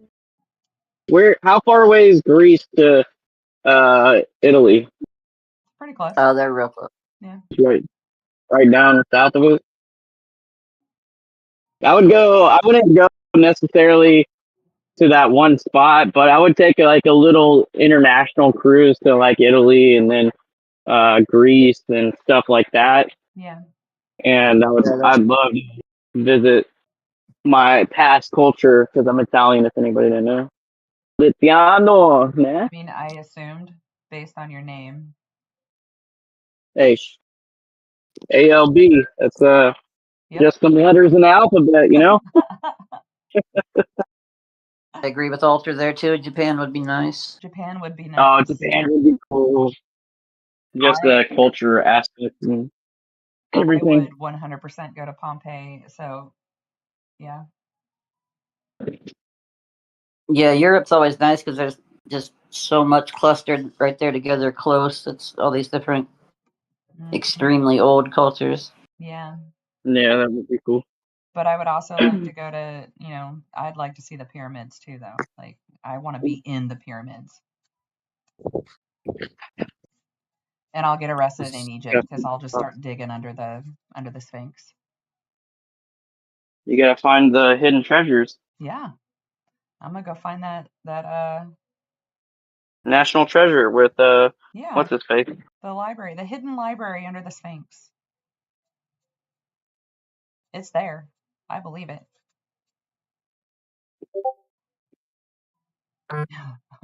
Nicolas Cage. There you go. Trying to think of it. Hey, I gotta step away for like 2 seconds. I'll be right back. You're good. But if anybody else didn't hear about the other PSA shenanigans, because we were talking about PSA from the beginning, but PSA in a whole general, it has its problems. If you take out the buyback program and you just resubmit your cards and all that stuff, yeah, it's annoying and everything, and I wish they would not have done that. But PSA in general, if you guys didn't hear, they have their discrepancies with the buyback program. but also the if you guys didn't hear about the lenticular card, fuck, did you hear about that? Yeah, the Deoxys. Yep. Yeah, you might hear me a little bit, but I believe the guy submitted there. Okay, yeah. He had a PSA 10 Deoxys lenticular card. If anybody doesn't know about it, maybe Mary could show it on screen whenever she comes back. But hopefully everybody knows kind of what the card is. It's a old Japanese promo um, guy, something I can't remember exactly, but it's the only hard size lenticular card. And lenticular, if you move it, up a little bit, then it switches its form, and it's a Yeah, whole different card. yeah, the forms of Deoxys, depending on what Yeah, angle you look at it. the attack, defense, and speed forms has all three on there, and also the attack changes as well, which is kind of cool and everything. The picture, I changes didn't instead know of that. I didn't know the yeah, attack the change. attack. Yeah, everything on the card, the attack changes and everything. It comes its own card. And the guy had a PSA 10. It was an older PSA 10, and it was, had that god awful, like grayish tag from PSA, like the old vintage ones. It was kind of gaudy a little bit. So Right. he sent it to PSA to reholster. Well, when he went to send it in, you pay a fee to reholster, like if in case you have like an older slab and you want it with a newer slab. The newer slabs now in today's market are going to be worth more money because they're more not lenient. PSA became more stringent on their grading, so he was going to get it for the value aspect and the way it looks. So when he sent it in, whenever he got it reholstered, when they put the new plastic on, they accidentally damaged his Deoxys card to it where it was an 8, a PSA 8. And they sent him a message saying, hey, sorry about this. We are going to be upfront with your card. We accidentally damaged it in the reholstering process. So it's a PSA 8 now, which is like only $2,000 instead of $40,000, which is what they were going for at the time in a PSA 10. So what we're going to do is we're going to give you an offset cost of $20,000, which is 50% of what the market for that was going. And also, if you talk about this, there's an NDA that you can't talk about this, or we'll reject our offer of giving you $20,000 and say sorry. Right. Oh, actually, I think it was a 6, right? Not an 8. It went to a 6. Might have been a 6, but I know it was. Even though it was their bad, and they had PSA 10, that card itself, for them just saying, okay, well, I'm sorry, here's $20K, accept our offer and be cool with it, be done with it, trying to sweep it under the rug so they could save another $18,000. Yeah. That was extremely troubling in the mindset of, getting to PSA. If I remember right, too, at that time, they actually had a PSA 10 Deoxys up for sale on their PSA Vault or whatever. Yeah. For $40,000. Right. Yeah, that's right. Oh my God. Why would you offer to give the person that you just destroyed their card about the value of something that you're selling at that moment for Exactly. $40K? Why would you even? It's at your own hands. Like, you're not telling the guy, like, here you go, maybe you'll get $40K out of this card. Sorry. Like, let's say you had a PSA 10 in your vault that you owned, maybe give that card to the guy instead of just offering him 20,000 and whatever. Why don't you through that and fake it to a 10 like you normally do with all these PSA 9 buyback programs that you do now? Yeah, So exactly. slap a 10 label on it, and there you go. So Yeah, that was a whole very ridiculous. yeah. I actually just looked it up. It was a 6. It went to a 6. Jesus. I kind of missed most of what you were saying, but I know you said the guy sent his card in to get reslabbed, right? And then Yeah, just Yeah, resent he Diako's card. had the Oxford, How mad and it would was you be? worth at that time. PSA had one for sale that Puck was saying for $40,000, and they damaged it to where the card's value was only like $2,000. They damaged it, reholstered it at PSA 6. It was only worth 2,000, and so since they damaged it, they offered him 20,000 and said, "There you go. Sorry about that." No, So in essence, he only has $22,000. Yeah, $22,000. When in reality, they have the same card up on their PSA Vault website for $40K. Yeah, see, this is where, looking into the T's and C's, anytime you send something to, someone else, grading particularly, you're going to want to go look at that company's T's and C's, because when it comes to, uh, what's the word for it, questioning, coming back on them, like it's in their T's and C's that you're only, like they go through arbitration. You can't, there's no like jury of your peers, none of that. You have to go in. It's basically David versus Goliath, you versus them. And there's not a whole lot you compared to them can do. So just be aware, read the fine print. Yeah. Gangster Guru. Yeah, that forgot that whenever Puck said that, but yeah, they were selling it at that same time, the same card in the PSA 10 for 40,000 when they offered the guy 20K. So Yeah. then here's I a mean, slopey I question. mean, Do you think that I they mean, had yeah. a damaged copy and they just replaced his copy with a damaged copy and then sold his copy? Ooh, that's a good thing, you know? Yeah, that's a good way to put it. Yeah, that's Potentially. yeah. If I remember, that's I can't remember if it was the exact guy or it was somebody else made a video about it. And yeah, that's a point they brought up. They're like, well, who even knows if they really damaged his card or just gave him a lesser quality one and sold his. I mean, as shady as PSA has been lately, would you even doubt it? Oh yeah, yeah. There's not a whole lot that would surprise me anymore. But I mean, there's other ones too. I'm trying to think of. There was something with a guy trying to sell his card through the PSA vault on eBay, and for some reason or other, the sale didn't go through, and so the auction ended or whatever. And he got a message that his card was back in the vault and he could list it whenever he wanted to sell it or whatever, or he could get it shipped to him or whatever.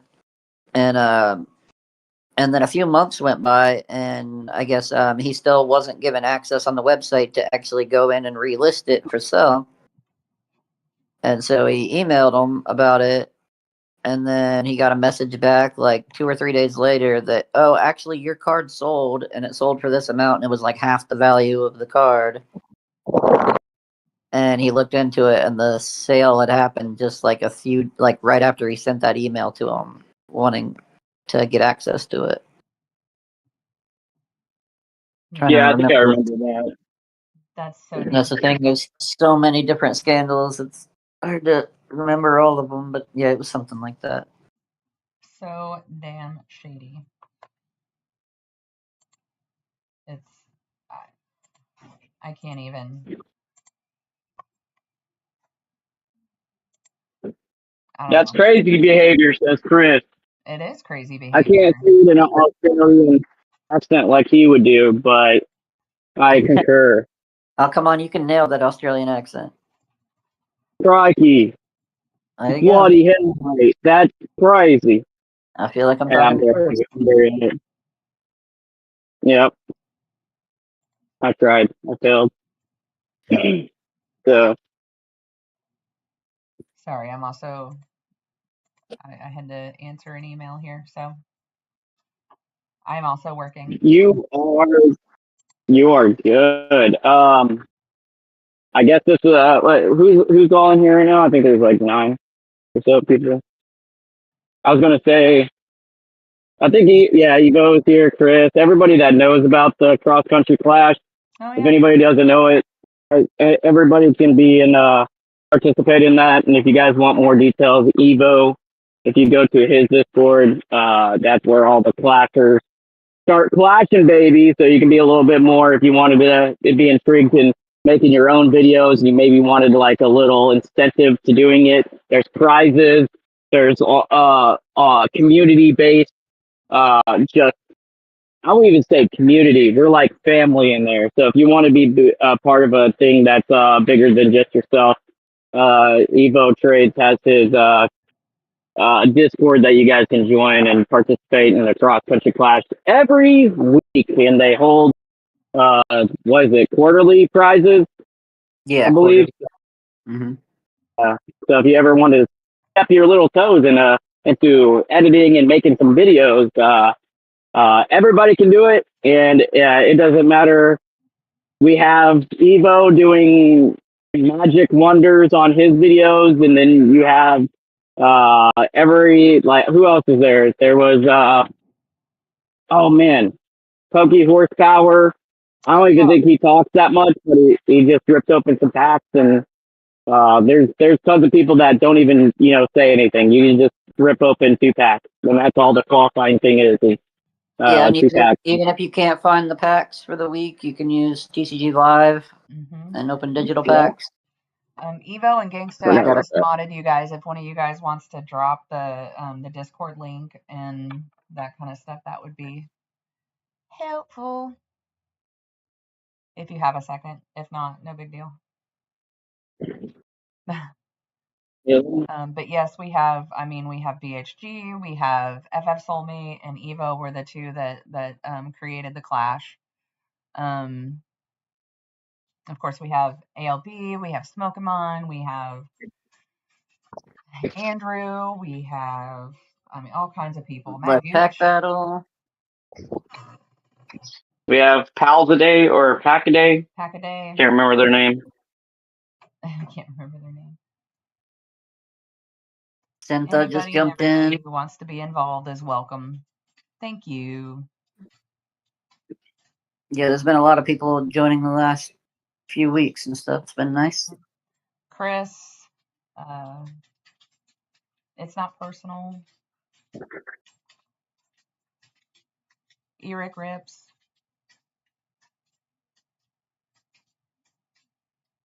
It's a good time. And it's plenty of other people we're probably forgetting, but oh, I know. I would have to go. Yeah, it's a long list now. It's nice to see so many people getting into it now, but we need to keep growing too. So we just brought anybody.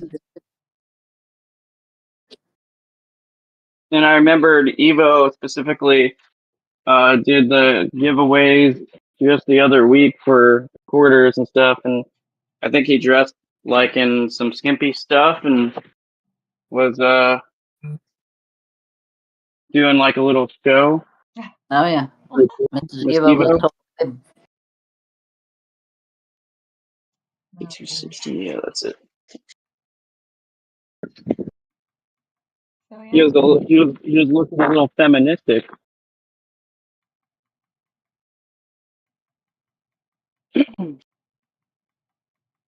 So too, if anyone has any subjects or topics that they would like to talk about, please feel free to send one of us a message, send all of us a message, just, shout it out.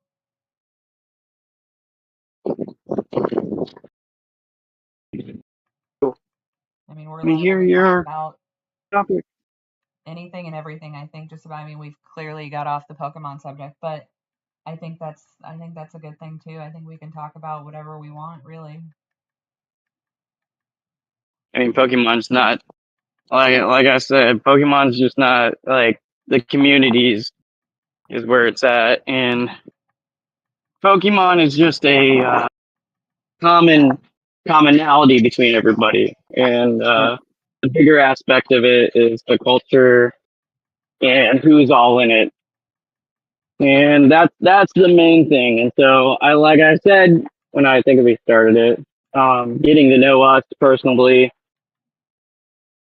Mary on a deeper level. If you didn't know, she ghost hunted and danced with ghosts and spirits. She does that, and anybody that you want to come on, like Puck Rocker, if you want to know a little bit about Puck Rocker, nobody probably heard his voice before. Now Puck's in here. Yep, here it is. Yeah, that's Puck right there. He likes bats, guys. What else do you collect, Pucker? Just all the bat Pokemon necessarily? I also collect anything with any kind of music reference in it. So if it's got a music Yeah. note, the attack has something to do with music. Oh, and if you don't know like Puck is like the card guru. He knows all about connecting card artworks. He knows like little like mystery things inside cards, like the music note things. If you guys didn't know, the chatbot from how they evolved has like a music note inside the clothesline. And Puck knows all the tidbits about all the stuff that's underlining in Pokemon cards, which is pretty awesome. What's the song in the Shout Out card? It's the which Pokemon? Oh yeah, one of them's like the I can't remember. It's a couple specific jingles from the game. I like how like that. Right after ALB said I know everything about it. I like how Pokemon does that in their artwork. So they make little Easter eggs like that. And today I just got mind blown because I didn't know there was a Pika inside the first partner's Bulbasaur card. Yep. The illustration rare Bulba card from the first partner promo pack. It actually has an outline shadow of a Pikachu, and I did not know that. Because I learned it from Missions. He was pointing it out. Nice. Oh, I remember. Yeah, it's the Pokemon Center healing melody, the little song that plays when you heal your Pokemon. Oh. Wow. And then the other one, I think, is just the noise that Chatot makes in the game. Jordan Miller, you're not wrong. This chat is full of wonderful people. Absolutely. Welcome in, Jordan. Jordan, welcome in. You kind of missed the whole idea behind this. We're basically just here to talk about Pokemon and whatever else comes to mind. All opinions are welcome. No one will be judged. Unless you're toxic. If you're toxic, you gotta go. I don't do well with toxicity. No, I don't mind toxic. I'll fight you. Yeah, but like I said, it's extremely rare around here that we have somebody that's like so much of a problem that they gotta go. Yeah, that's true. That is true. Pika and a Bulbasaur card. I know, Chris. You're gonna have to go look at the card a little bit harder. Nice shirt, Daddy. Yep, I don't know where I got it. Everybody Sven's over there judging. mirrors. I'm not going to judge that Sven's over there judging. Or not. Or, I mean. That's a fair point against Sven. I'll be able to toxic. Sven says, I'm listening and judging. I'll judge you. Judging. I always judge, but I don't care at the same time. I try really hard not to judge. It's one of those things. I do try to stay non-judgmental, but we're all human. I think we all do it at some point. The key is to reflect. Like I said, everybody has a space and place and a reason, and I think everybody should be able to get along with each other, opposite of their opinions and stuff like that. I think opinions make people unique, and different. If everybody was the same, it'd be all boring. Indeed.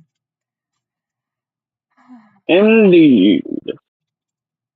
Wise ALB once said, If you put a card under your and use it as a toaster, it will no longer be a PSA 10. You're I think that's what he wrong. said. We should at some point talk about the whole I think so. Talk about the whole restoration process too. Like I know that you do a really good job at cleaning cards and Pokemon. Pokemon? yeah. Chat, like Yeah. the idea of being able to clean cards. You guys like your scratches going away? Do you like your wrinkles going away? I bet everyone in this chat that is old wish their wrinkles could go away. So why would you be bent out of shape for a card's wrinkles to go out of the way? Who in the chat with my voice cracking would urge severely to be bent out of shape to say that altering a card is cleaning a card? Let's hear it. I want to hear it. Stand up. Raise your hand. I think there's a couple different topics to be covered here.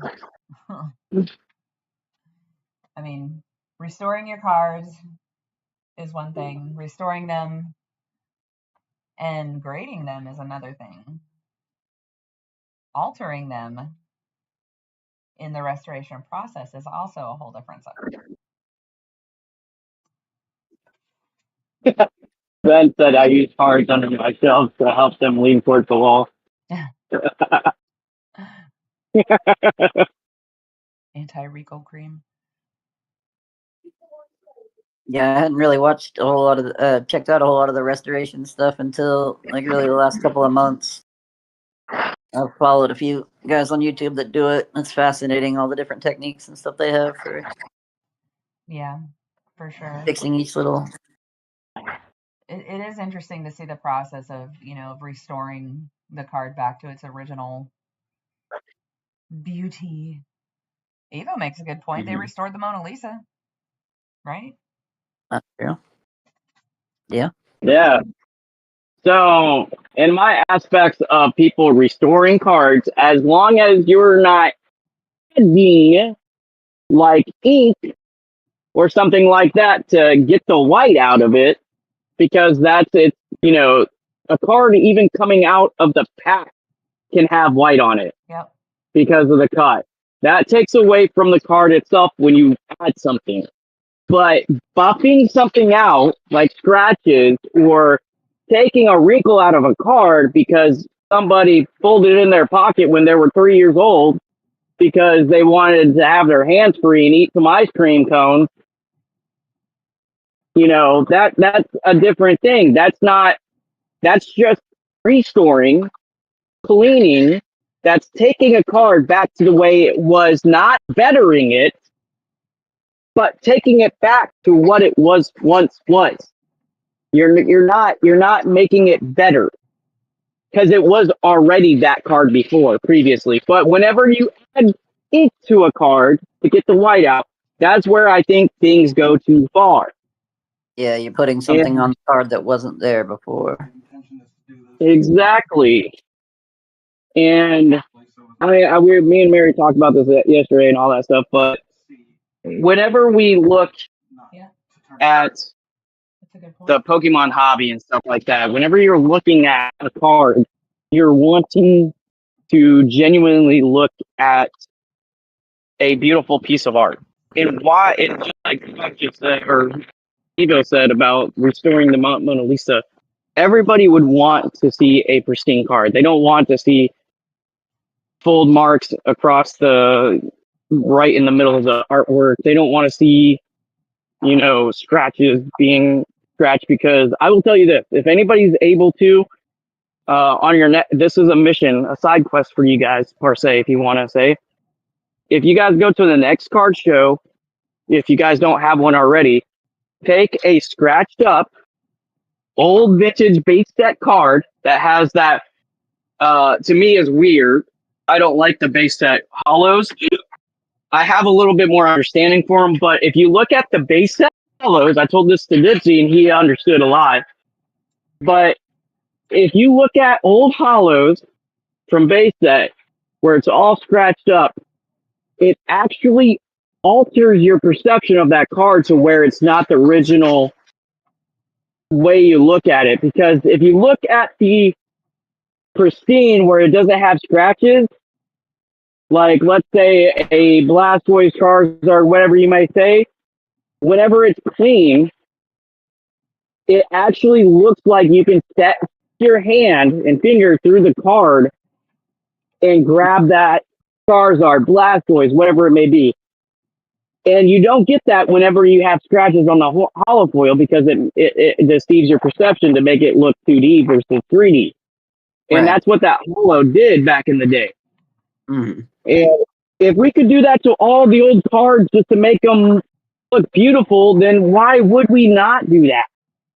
As far from as a person that if like let's say you have all these people that's damaging cards, cutting them in half and all that stuff, what do you get? Cringe-worthy content. We get people liking it. You have so much controversy over cutting a card or damaging it, and no one really likes it for that. Yeah. But Right. if you take the card and you restore it, you're taking away the damage that has been done to that card. Why wouldn't anybody, or a fact of the matter, why would have anybody have an argument towards that? That's So the only cool. thing, Jordan actually brought it up there. I was going to bring it up too. Yeah. It depends on what you're doing to the card, though. They're protected, so somebody will clean it a certain way, use a certain chemical to clean it, and then if you want to grade it later, you get that little altered tag where they detect that you put chemicals on it, and so there is that issue with it where depending on what you're doing to the card, it can be detected in grading. Yeah, and I'm gonna piggyback on that too. Yeah. And Smoke and Mirrors brought up a good point a second ago. In regards to the Mona Lisa, it was restored, it was cleaned, but it wasn't restored with the purpose of reselling it or auctioning it or Well, anything yeah, like that's that. It was restored for the purpose of displaying for people to enjoy. So, right. If like you're doing it out of monetary gain, I think that there's a sense of unsettledness to it. It's a it's a sense of somebody taking advantage of something. But in the big aspects of it, anything, if you're cleaning a card and buffering things out and changing it back to the way it was, who's really going to like say, "Oh, I hate that card now"? No one is. You're going to appreciate it just the way it is. Yeah. Mm-hmm. I would rather have a clean card that's perfect versus a damaged one. No one would say otherwise. Yeah, and that's where I was saying, you brought up a good point. It was restored and cleaned with the purpose of displaying for everyone to enjoy, as opposed to restored and cleaned with the purpose of reselling. Right. So, yeah, there was a video that I saw a few weeks back of a vendor at a card show that was taking cards in, and they were right there at the table. They were cleaning them up, using all kinds of chemicals and stuff, and then setting them right in the case for sale. Yeah, like I think right out in the open. And that's where Jordan's point comes in pretty important. If you're going to restore a card, don't take it to the LCS and sell it, because you don't know who's gonna pick that up and buy it and for what purpose. They could be, holy cow, I finally got the reverse hollow we've been trying to get. Sorry for the What was it? the Arctizolt. Oh yeah, I remember you needed that. So yeah, I think that's another pretty good topic we could get in pretty deep into. You over there ripping packs right now? No, I just got the mail. Oh, okay, you ordered it. Yeah, okay. Just the mail. No packs. You get anything else interesting in the mail? A Ponyta reverse from Generations. Nice. One of the handful of reverses that I finally ordered. I personally don't like. I don't care if you resell it for value or whatever. That's just a disagreeable thing. But if I buy a card that's been restored to a good condition, I'm going to give the value of what the condition is.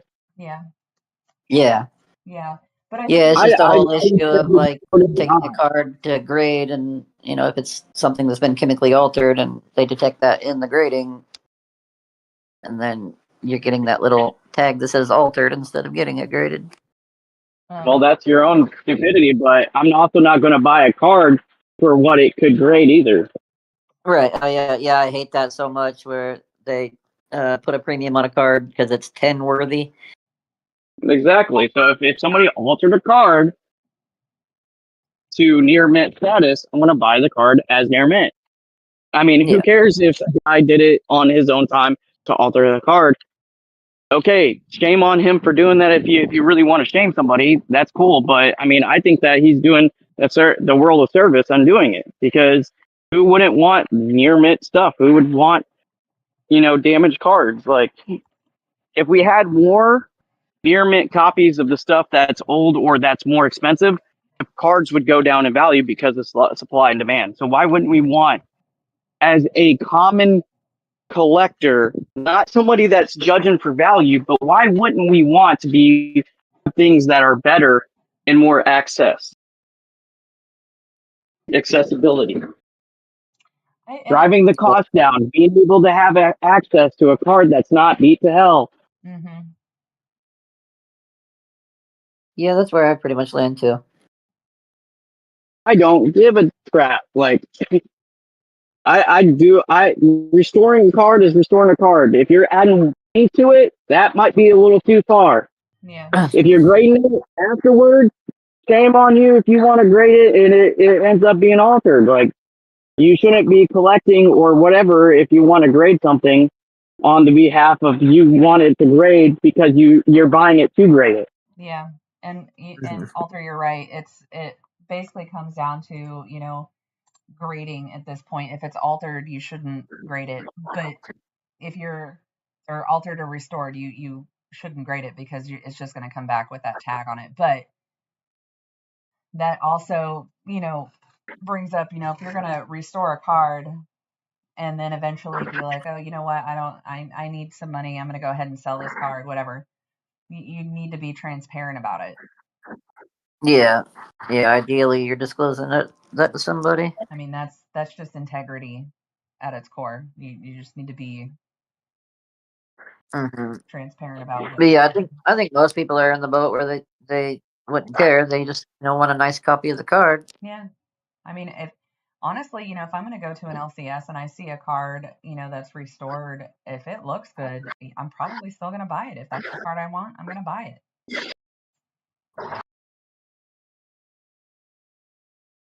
But I'm also not going to try to grade it. I mean, that's just me. Exactly, Slow Street. I think the person the thing is that the person that's doing the altering process, yada yada, they're the ones that's probably going to be doing the grading regardless. Al, you should. And if they bust it out and all that stuff, then I mean, I do see. I can't just be totally blind to everything and anything like that. But yeah, I do see a problem with people buying it to grade it because they want a PSA 10 copy and they don't know that it's altered. Right. In the grand scheme of things, I think that's just a small population of people that's greedy versus people that just wants to have a beautiful card. Yeah.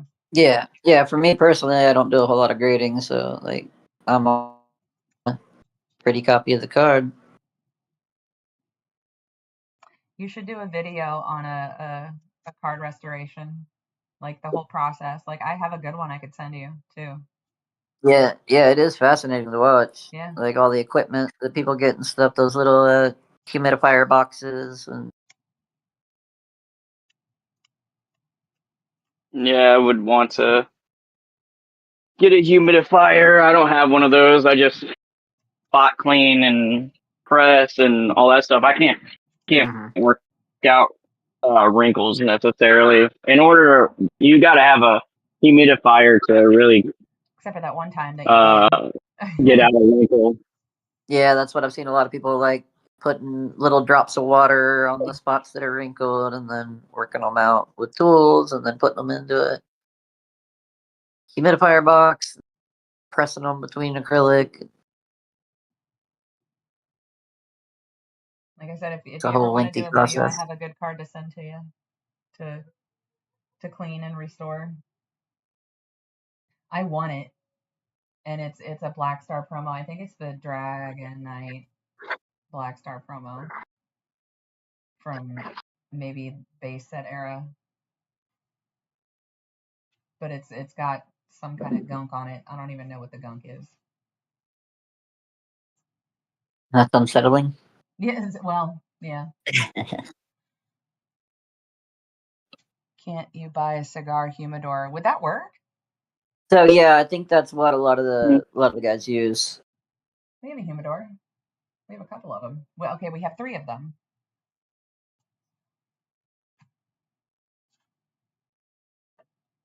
Yeah, it's basically the same. It's just a box to add moisture into the air. Interesting. Very interesting. And then the card's more pliable when it's moist. That would be amazing, Jordan. He definitely had a great time setting all that up. Like Neil said, though, he put a good couple months into setting it up and kind of going through his PC and picking cards for certain people and. Yeah, that was just so incredible how he specifically like got into what each person liked. And yeah. Well, like we all he's got a always little been custom really good drawing. at gift giving, and he always puts a lot of thought into the gifts that he gives to anyone. So it was. Yeah, we were. I know I was blown away by that. Yeah. For sure. We've hit the 2-hour mark, y'all. Oh, really? Yeah. That went quick. And I believe We're just talking. I know. Yeah. I think we're just talking. We have purpose and to display our emotions to everybody else as well. Absolutely. But I think Keep firing. my lunch is about to be here. And I have some adulting to do today, so. Well, good talks, and then we'll have Pokemon on next too. I don't know when it's going to be, but sometime during the week. Him and make sure find a good time on his schedule, and then I will get the next stream scheduled. And awesome. We appreciate each and every one of you guys for stopping in today. I hope I worked out okay as a fill-in. I think you did great. You did great. I know, Matt. Wait, you're an adult? Mostly an adult. Sometimes. Oh my God. Alex said eat on camera. No, I'm not eating on camera. No. So, but like I said, I really appreciate all you guys stopping in and listening to our rants. And hopefully we can make this April, please. A weekly repetitive thing. Yep, I'm excited. I'm excited to see this thing grow. Should be cool. I am too. Absolutely. And if anybody doesn't know, Mary, just give our rundown of what this whole purpose of doing this was again. Yeah. So the purpose of this was to just kind of bring together, in my opinion, several different communities and kind of bringing us all together and joining in and sharing our opinions and just talking about things that involve Pokemon and whatever else we feel like, but bringing everybody together and understanding that everybody's opinions are welcome and respecting each other and our opinions and just having a good time with it. A safe spot, no judgment, or in Al's case, judgment quietly. Or not so And quietly sometimes. yeah, and just have a good time and enjoy each other's company and just chill. Yeah. And again, if anybody wants to be a guest speaker, you guys can come on at any time.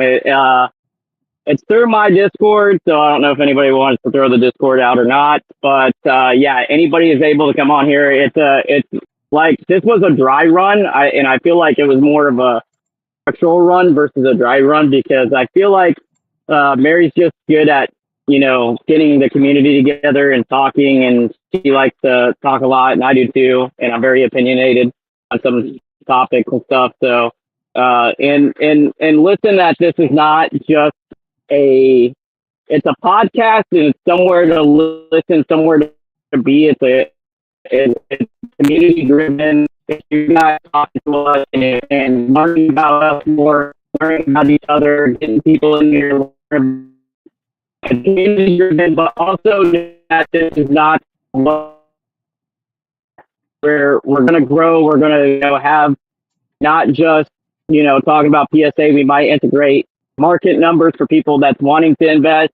They'll have games in here where I can have something every day to quiz everybody on, or have Mary, like it's always going to be transforming to be more inclusive, more fun, and more of a place to hang out. And hopefully that this is going to be something that delivers that to you guys in a form of being able to bond with each other and have that place. Like I said, Rocket Scott was a place every day that we could come to, and hopefully Mary wants to do this more than once a week, and it's something that we can come to together to have a place to be during the week when people are not live and stuff. So hopefully you guys enjoy, and hopefully you guys like that button.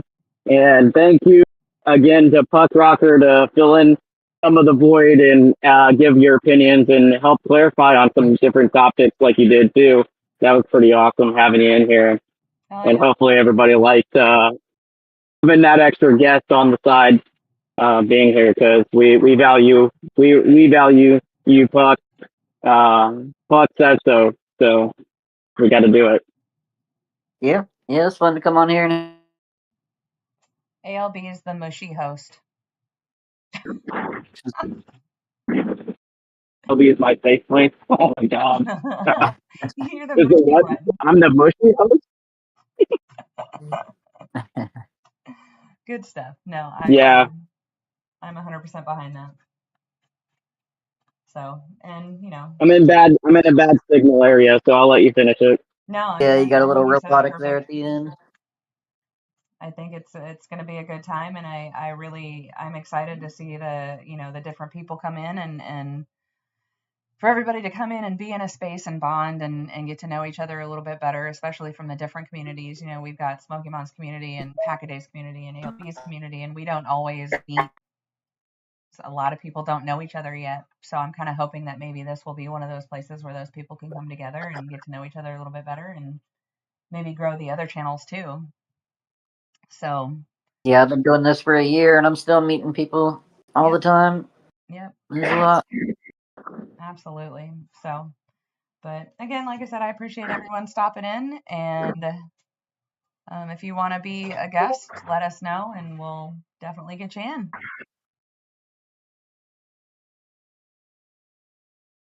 So with that, All right, what do we do? Do we hug them, or do we like? Yeah, we can air hug, and What do we do? you can wink, although they can't see it. I think ALB needs to sing us out. Sing us out. Oh boy! Whip out All those. the Pokemon community sing along. You can trade your Pokemons, or you can tag something or PSA it. I don't know. Yeah, that didn't come out too good, but everything that's golden is only 10% true. So sorry, guys. All right, and Not everything's good. We will catch you all later. Okay, bye. Love you guys. Bye. Bye.